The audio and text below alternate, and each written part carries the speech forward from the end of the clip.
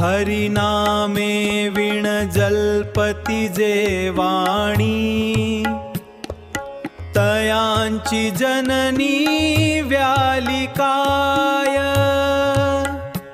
संत म्हणतात, हरिनामे विन जळपती जे वाणी, तयाची जननी व्याळी काय. म्हणजे काय माहिती आहे का? ज्या माणसाच्या तोंडातून कधीच हरिनाम निघत नाही, ज्याच्या वाणीमध्ये देवाचं नाव नाही. ज्या माणसाच्या तोंडातून कधीच हरिनाम निघत नाही, ज्याच्या वाणीमध्ये देवाचं नाव नाही. संत इतकं कठोर का बोलले की अशा माणसाला जन्म देऊन आईने काय केलं? हा अभंग ऐकताना अनेकांच्या डोळ्यात पाणी येतं, कारण यात एक खूप मोठं आध्यात्मिक सत्य लपलेलं आहे. खरंच हरिनाम न घेणाऱ्या माणसाचं जीवन इतकं व्यर्थ का मानलं गेलं? आणि देवाचं नाव घेतलं की आयुष्य कसं बदलतं? आज आपण या अभंगामागची हृदयाला स्पर्श करणारी गाथा ऐकणार आहोत, जी कदाचित तुमचं आयुष्यही बदलू शकते. नमस्कार मंडळी, स्वागत आहे तुमचे माझ्या सनातन धर्म या भक्तिभावाने ओथांबलेल्या यूट्यूब चॅनलवर. मंडळी, चॅनलवर जर आपण नवीन असाल तर कृपया चॅनलला सबस्क्राईब करा आणि कमेंटमध्ये जय जय रामकृष्ण हरी नक्की लिहा आणि व्हिडिओला लाईक आणि शेअर नक्की करा. अभंग. हरिनामे विण जल्पति जे वाणी, तयांची जननी व्याली काय. तुका म्हणे नाम घेता मुक्ती मिळे, विठ्ठल चरणी सुख पावे. मित्रांनो, संत तुकाराम महाराज इथे म्हणतात, ज्या माणसाच्या वाणीमध्ये हरिनाम नाही त्या वाणीचा उपयोग काय? आपण दिवसभर किती गोष्टी बोलतो, कधी तक्रार, कधी राग, कधी दुसऱ्यांची निंदा, कधी संसारांच्या चिंता, पण त्या वाणीने देवाचं नाव किती वेळेला घेतो? संत म्हणतात, देवाचं नाव नसेल तर वाणी रिकामी आहे. तर मित्रांनो, आपण आता बघूया की संत इतके कठोर का बोलले, की ज्या माणसाच्या वाणीमध्ये हरिनाम नाही त्या वाणीचा उपयोग काय, आणि अशा माणसाला जन्म देऊन आईने काय केलं?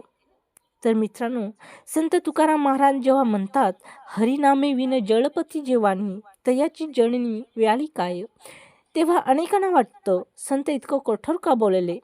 संत तर दयाळू असतात, मग त्यांनी असा प्रश्न का विचारला? पण इथे संतांचा उद्देश कुणाला दुखावणे नाही.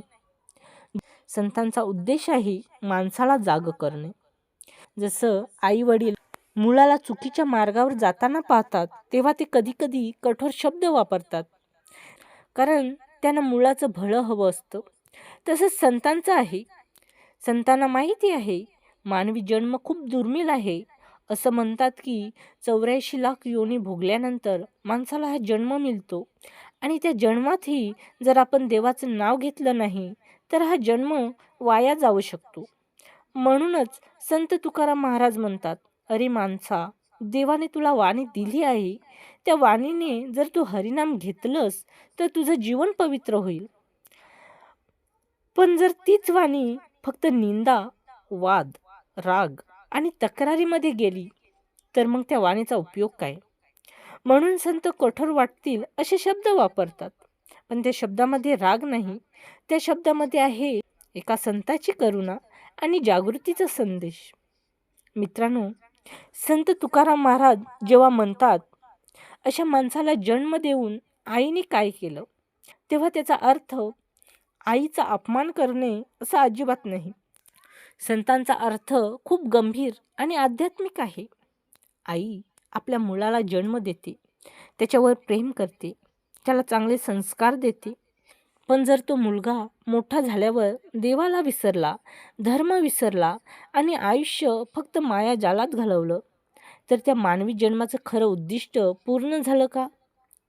संत तुकाराम महाराज आपल्याला जाग करत म्हणतात, अरे माणसा, तुझी आई तुला जन्म देताना किती वेदना सहन करते, पण जर तू आयुष्यभर देवाचं नाव घेतलंच नाही तर त्या आईच्या त्यागाचं आणि त्या जन्माचं मूल्य काय राहिलं?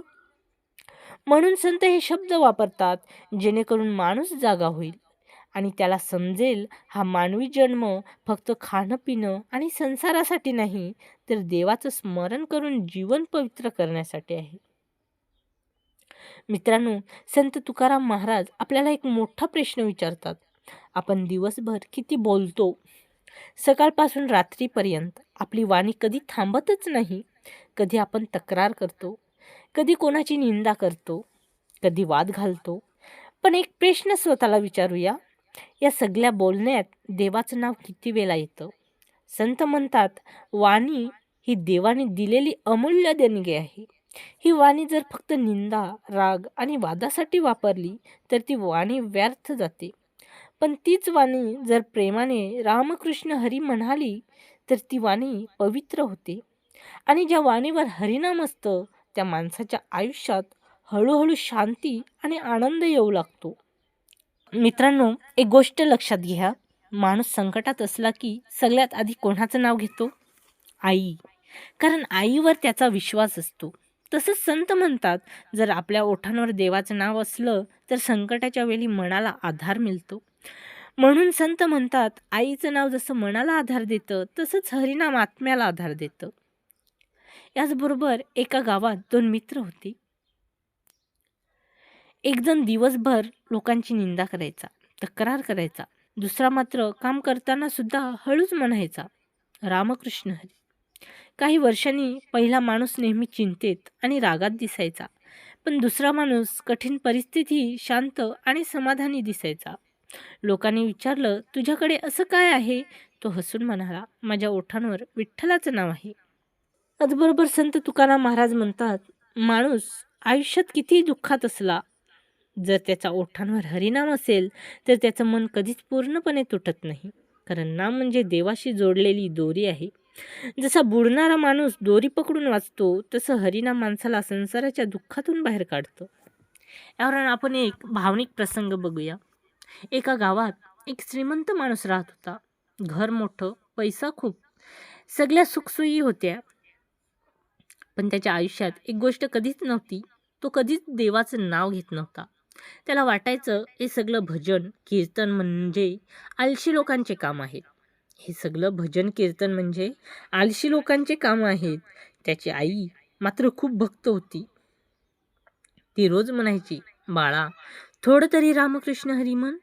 पण तो म्हणायचा, आई देवाचं नाव घेऊन काही मिळत नाही. काही वर्षांनी त्याच्या आयुष्यात संकट आलं. व्यापार बुडाला, मित्र दूर गेले, मन पूर्णपणे तुटलं. एका दिवशी तो गावात फिरत होता, तेव्हा दूरवरून कीर्तनाचा आवाज आला. कीर्तनात संतांचा अभंग चालू होता. हरि नामेन विन जलपती जेवानी. हे शब्द त्याच्या कानात पडले आणि तो थांबला. तो मनात म्हणाला, मी आयुष्यभर किती बोललो, पण देवाचं नाव कधी घेतलंच नाही. आई किती वेळा सांगायची, पण मी ऐकलं नाही. त्याच्या डोळ्यात पाणी आलं. तो त्या कीर्तनात बसला. त्या दिवशी त्याने पहिल्यांदा मनापासून म्हटलं, रामकृष्ण हरी. फक्त 3 शब्द, पण त्या 3 शब्दांनी त्याच्या मनातील वेदना हलकी झाली. तो रोज नामस्मरण करू लागला. हळूहळू त्याच्या आयुष्यात पुन्हा आनंद आला. पण तो म्हणायचा, माझ्याकडे पैसा आहे की नाही, यापेक्षा महत्त्वाचं म्हणजे माझ्या तोंडात देवाचं नाव आहे. मित्रांनो, संत तुकाराम महाराज आपल्याला म्हणतात, देवाला मोठे यज्ञ नकोत, मोठे विधी नकोत. त्याला हवं आहे फक्त आपल्या ओठांवरचं त्याचं नाव. कारण नामस्मरण म्हणजे देवाशी थेट जोडणारी दोरी आहे. कारण देवाने माणसाला अनेक देणग्या दिल्या, पण त्यातली सर्वात मोठी देणगी म्हणजे वाणी. कारण या वाणीने माणूस देवाचं नाव घेऊ शकतो. पण जर तीच वाणी फक्त राग, तक्रार आणि निंदेत गेली तर त्या वाणीचा खरा उपयोग झाला का? म्हणून संत सांगतात, जर ही वाणी रामकृष्ण हरी म्हणायला लागली तर तीच वाणी पवित्र होते. आणि ज्या माणसाच्या ओठांवर नेहमी हरिनाम असतं त्याच्या आयुष्यात हळूहळू शांती आणि आनंद येतो. मग प्रश्न असा आहे, आज दिवसभरात आपण देवाचं नाम किती वेळा घेतो? कमेंटमध्ये नक्की कळवा. मित्रांनो, आता मी तुम्हाला एक खूप छोटा पण शक्तिशाली प्रयोग सांगणार आहे. आजपासून फक्त 7 दिवस हा प्रयोग करून पहा. सकाळी उठल्यावर किंवा रात्री झोपण्याआधी फक्त काही मिनिटे काढा आणि 108 वेळा शांतपणे म्हणा, रामकृष्ण हरी, रामकृष्ण हरी. मोठे काही करायची गरज नाही. फक्त मन शांत करून हे नाव घ्या. पहिल्या दिवशी कदाचित काही जाणवणार नाही, पण हळूहळू तुम्हाला लक्षात येईल मनातील ताण कमी होतोय, मन शांत होतोय आणि आतून एक वेगळी शांती मिळते. कारण संत म्हणतात, जिथे हरिनाम असतं तिथे देवाची कृपा आपोआप येते. म्हणून हा छोटा प्रयोग करा आणि 7 दिवसांनी तुमचा अनुभव कमेंटमध्ये नक्की लिहा. रामकृष्ण हरी. आणि जर तुम्हाला हे विठ्ठलाचं नाव आवडत असेल तर कमेंटमध्ये लिहा रामकृष्ण हरी. मिळूया लवकरच पुन्हा अशा एका नवीन विषयावर, एका नवीन अभंगावर.